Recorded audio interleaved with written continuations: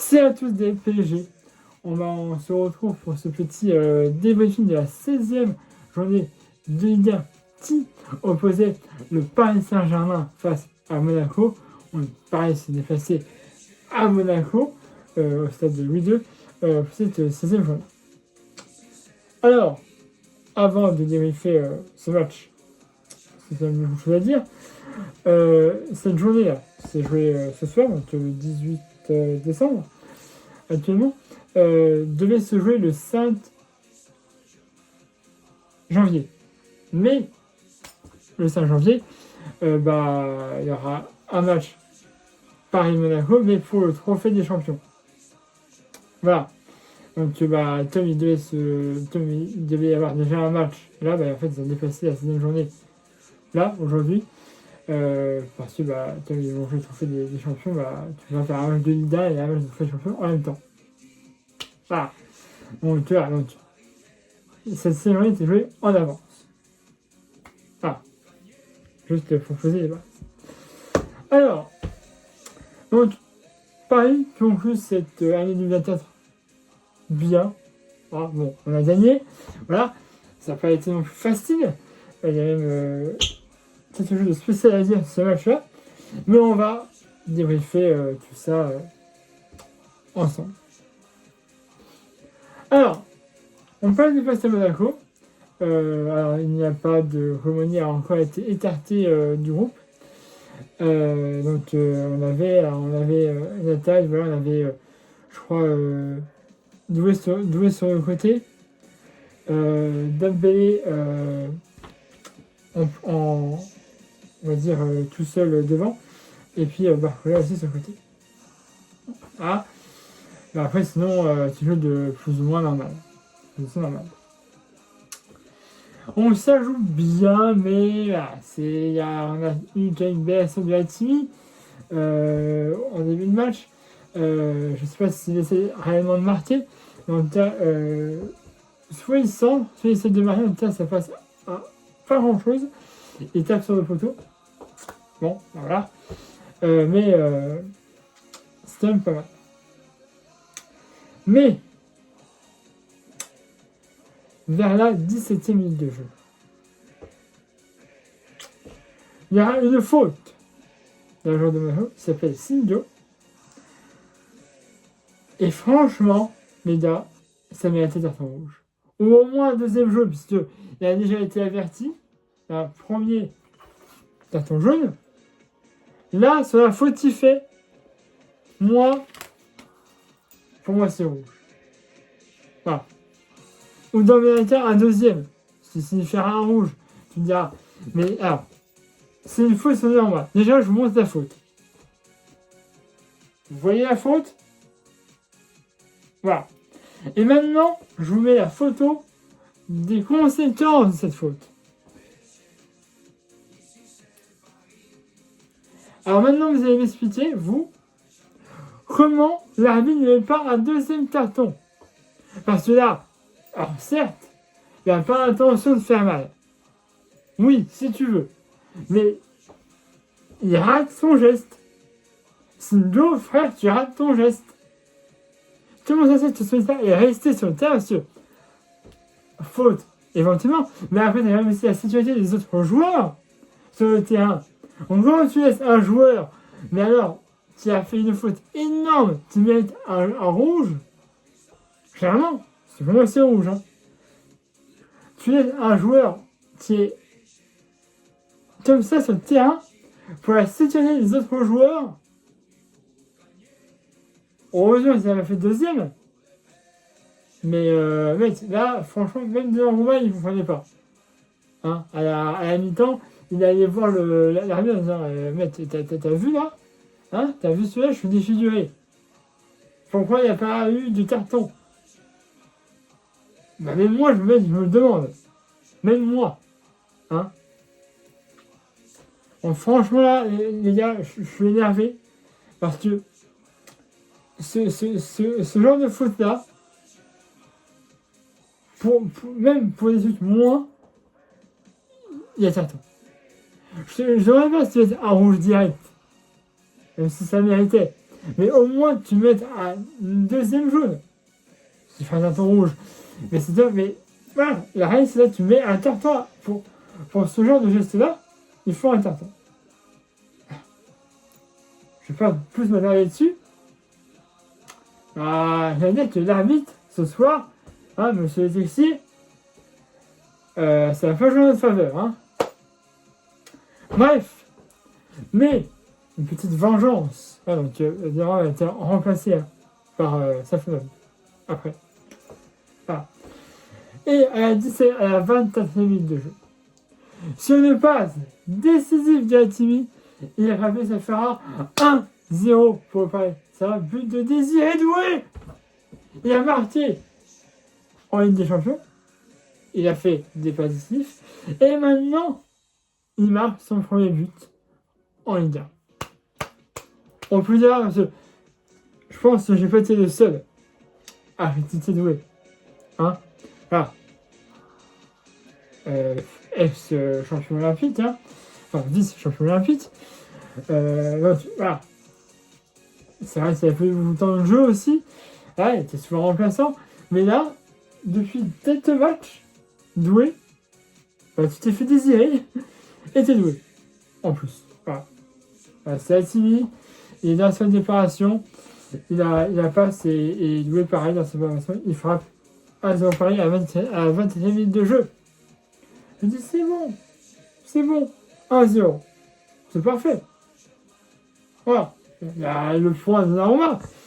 Mais, voilà, il y a eu quelques occasions. Malheureusement, ils n'ont pas réussi à aller dans le but, parce qu'il y a même aussi Hatimi a frappé aussi plusieurs fois. Taré, hein, malheureusement détourné par le gardien de Monaco. Bien, on en restera là. Pour la première période, 1-0 pour Paris Saint-Germain, but de Désiré Doué. Mais il y a ce petit goût évidemment amer, comme je vous dis, de Sindo. Pour la fin de la je vais essayer de pas plus me tarder, parce que là, je suis pas en réunion.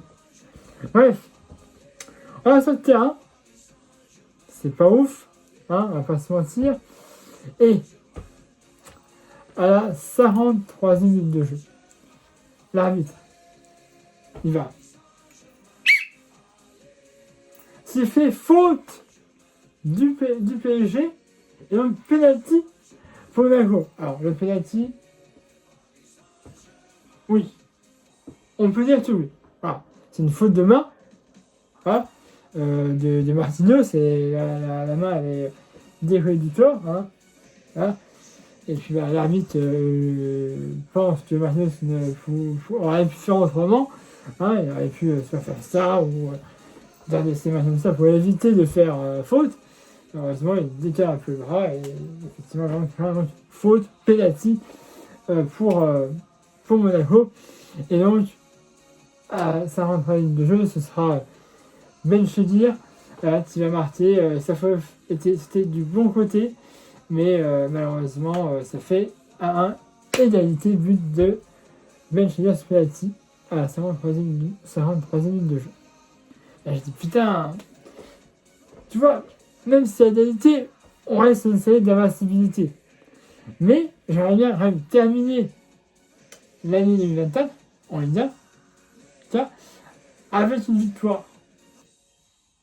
Hein, c'est quand même le principal. Mais bon, après, on sait que Monaco est une bonne équipe. Hein. Et donc, après, c'est dur.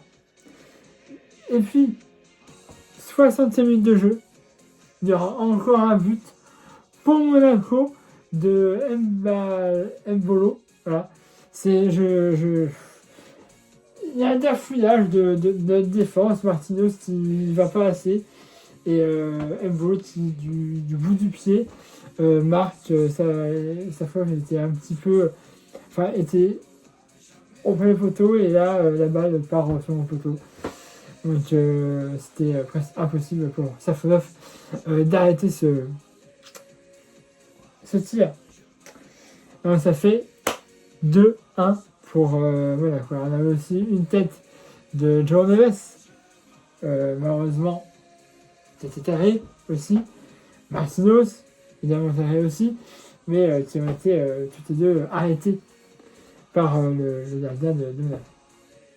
Et après, on va un petit peu réagir, tu vois, à 60 minutes plus tard, on aura un but et ça fera 2-2 égalité, but de Ousmane Dembélé. Alors, c'est un but qui est un peu confus, tu vois, hein, puisque, en fait, c'est Barcola, il me semble, qui tire, c'est repoussé par le gardien de Monaco, et Dembélé, en renard de surface, qui arrive, bout portant, il frappe et ça fait 2-2 égalité pour le passe à la main de la part de Dembélé. Je dis ça va, 2-2, mais j'aimerais bien en avoir d'autres. Ouais, ça va bien. Hein. Et à la 83e minute de jeu, sur une passe décisive de Lee, et après ça fera 3-2 pour le passe à un but de Gonçalo Ramos. En fait, c'est sur un corner. Voilà. Tani, corner, et tire. Ramos était en haie. Tête et il marque et ça fait 3-2 pour Paname. Pareil, pour l'avantage à la 83e minute de jeu. Passe décisive de Lee. Et but de Ramos. Ramos, de toute façon, les gars, moi je vous dis, là, il n'est pas titulaire actuellement, il faut qu'il le soit. Parce que c'est un numéro 9, je sais s'il se rappelle du numéro 9, Edinson Cavani, hein, ça date il y a un petit moment déjà, mais c'était un mec, alors, moi avec mon pote Max, vous connaissez, on l'a appelé pied gauche, parce qu'on disait qu'il y avait deux pieds gauches, parce que du numéro 7, souvent il était là. Mais, en termes de tête, en jeu de tête, c'était un dieu. Ouais, donc là, c'est pas la même carrière que Cavani, hein, ouais, on va pas déconner. Mais c'est un joueur qu'il nous faut dans des matchs. Parce que tant qu'il y a un corner, souvent il est là et souvent il marque. Donc franchement, Ramos, il faut le mettre un peu plus. Je pense, ça c'est une blessure. On faut un peu de temps, mais il faudra un moment qu'il soit forcément mis titulaire parce qu'il nous fait beaucoup de bien, je trouve. Voilà. Et après, il y avait quand même 7 minutes de temps additionnel. C'est beaucoup, hein. Mais bon, il y a eu aussi plusieurs blessures. On avait aussi encore une blessure de Safonov, hein, le deuxième dernier. Alors là, il avait fait mal au bras. Hein, on voyait qu'une partie de son maillot était déchirée. Hein, il a dû l'enlever. Voilà. Et bon. J'ai dit, putain, le Texier, là, il y a des fautes, tu as mérité, voilà. Bon, alors, t'as exclu l'entraîneur de Monaco. Hein, t'avais déjà pesté un peu revenu après la période, il me semble, bon, sinon, je ne sais plus, en disant, dans une autre langue que le français, que l'entraîneur respecte l'arbitre, hein, on a entendu, hein, ce qu'il disait, en langue allemande ou anglais, je sais pas, je connais pas bien ces deux-là. Et voilà, il avait respecte me, voilà. Donc, du coup, il avait déjà averti, et comme il n'a pas trop respecté après, il a sorti un carton rouge pour l'entraîneur de Madrid qui s'appelle Adolf Hitler. On est pensé au film au prénom. Alors, bref, il s'appelle vraiment Adolphe, mais il veut que je m'appelle Adi, pour ne pas faire référence au foot. Bien compris. Bref, et donc, si on ne passe de Ruiz très longue, il va prendre le ballon. C'est un contre 1. C'est un joueur derrière lui. Il a la séparation, il frappe et ça fait 4-2 pour le Paris. C'est un but de Ousmane Dembélé dans les arrêts de jeu, là. Dans les arrêts de jeu. Ça sera la 17e minute de jeu, du coup. Parce que comme je dis, 7 minutes en saison, ça fait 97, vraiment à la fin. On a Ousmane Dembélé qui a marqué, ça fera un doublé. Et voilà, c'est Ruiz qui fait une très belle passe longue, même si Ruiz, je sais pas, un joueur que j'aime, hein, vous savez. Mais là, il fait une très belle passe, Ousmane Dembélé n'est pas en jeu. Et après, il y a un joueur qui le bloque un petit peu, mais ça rentrera. Il y va, sans déparation, il frappe 4-2 pour le Paris Saint-Germain. Et on en restera là pour ce match. Victoire de Paris. On a 10 points d'avance sur le deuxième, donc oui, il me semble. Donc ça nous donne une bonne avance pour les prochaines échéances qui vont arriver, puisque 10 points d'avance, c'est quand même pas mal. Je pense qu'on est champion d'automne. Ça. Voilà. Donc, et on termine cette année de l'année 2024 en Ligue 1 sur une victoire, même si les 2 buts, j'aurais préféré qu'ils ne sont pas là. Hein, mais au moins, c'est une victoire, 3 points, 10 points. Voilà. Abonnez-vous à ma chaîne YouTube si ce n'est pas déjà fait. À ma page Facebook, c'est une vidéo comme d'habitude. Mettez un pouce bleu. Vous avez aimé cette vidéo. Le prochain, c'est le 22, c'est dimanche 22 décembre, à l'extérieur face au RC Lens pour les 32e de finale. Alors, j'essaierai de faire, j'essaierai, parce que le dimanche 22, du coup, je pars de chez moi pour les fêtes de Noël. Je serai en famille. Alors, j'essaierai de voir le match. Alors, en fait, je pars. Je dis je pars. Normalement, c'est prévu comme ça.